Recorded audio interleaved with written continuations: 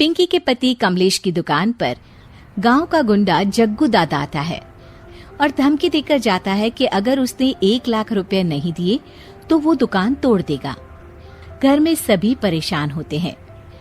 अरे सत्यानाश हो उस जग्गू का, अच्छा खासा लड़का था, पता नहीं क्यों गुंडागर्दी करने लगा, किसी की भी जमीन हड़प लेता है और अब हमारी दुकान के पीछे पड़ा है नास पीटा। मेरे तो कुछ भी समझ में नहीं आ रहा कि मैं क्या करूं। अरे बेटा, मैं तो कह रही हूं कि 1 लाख रुपए दे दो और छुट्टी पाओ इस जग्गू दादा से। नहीं माँ, मेहनत की कमाई है, ऐसे कैसे दे दूं? मैं तो 1 रुपया भी नहीं देने वाला उसे। अरे पैसा तो दोबारा भी कमा लेंगे, पर जान है तो जहान है। नहीं पिताजी, मैं नहीं दूंगा पैसे, मैंने फैसला कर लिया है।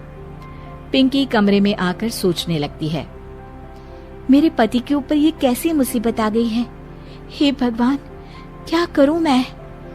तभी उसे जादुई पत्थर से आवाज सुनाई देती है, दन दना दन दन दन दन, जो चाहे वो तू बन।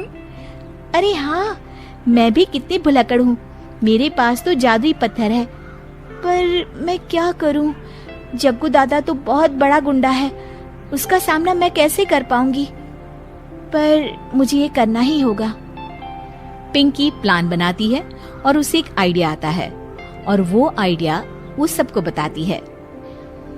सुनिए, मेरे पास एक प्लान है, आप जग्गू दादा को पैसे देकर उन्हें घर पर खाने पर बुलाइए। सब ये सुनकर दंग रह जाते हैं। लो और सुनो, अरे वो तुम्हारे दूर के चाचा नहीं है जिसको खाने पर बुलाया जाए, जग्गू दादा है, इस गांव में सबसे अमीर और 1 नंबर का गुंडा। ओफो सासू माँ, मैं जो कह रही हूँ वो करके तो देखिए। मैं आपको यकीन दिलाती हूँ कि कल के बाद जग्गू दादा हमें कभी परेशान नहीं करेगा। पिंकी के कहने पर कमलेश जग्गू दादा को रुपए देता है और उसे अपने घर खाने पर बुलाता है। अरे भाई, मानना पड़ेगा कमलेश, काफी तरक्की कर लिया है तुमने। 1 लाख रुपए तो बड़ा ही कम डोनेशन था। जग्गू दादा सोफे पर बैठता है और सबसे मिलने लगता है। अरे भाई, लता मौसी ठीक तो हो ना? सुना है घुटने में बहुत दर्द रहता है।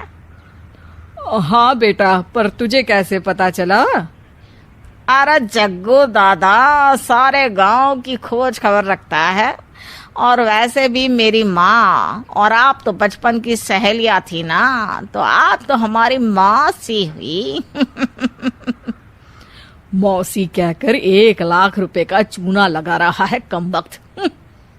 तभी बेल बजती है और कमलेश दरवाजा खोलता है तो सब दंग रह जाते हैं। अरे एमपी साहब, आप आइए आइए, आप कमलेश को कैसे जानते हैं? अरे भाई, कमलेश हमारे बड़े ही अच्छे मित्र हैं और मैंने सुना है कि आप इनकी दुकान हड़पना चाहते हैं, इनसे चंदा भी मांगते हैं आप।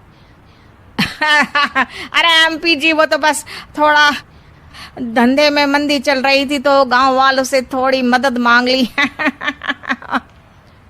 देखो जग्गू दादा, होंगे दादा तुम अपने घर के, ये हमारे पहचान के लोग हैं, इनके साथ तुमने कुछ भी उल्टा सीधा किया तो सीधा जेल में डाल देंगे, समझे? फिर वहां बाकी कैदियों से चंदा मांगते फिरोगे क्या? जग्गू घबरा जाता है और वहां से जाने लगता है।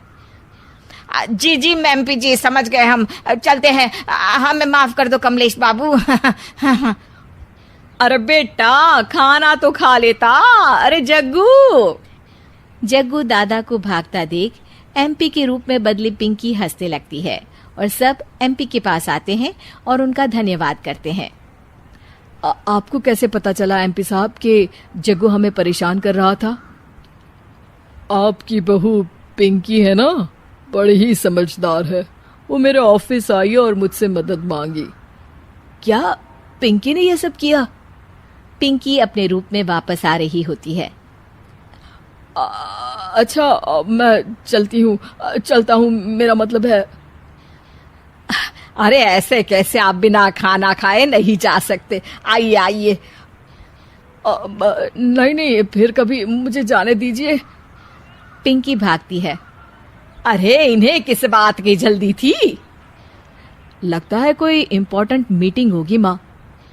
हाँ भाई, बड़े लोग हैं, दिन में कुछ ना कुछ चलता ही रहता है। लेकिन भगवान का शुक्र है कि आज बहू की वजह से सब सही हो गया। पर बहू है कहाँ? पिंकी घर से दूर भागते भागते अपने रूप में वापस आ जाती है। उफ, बाल बाल बच गई आज तो।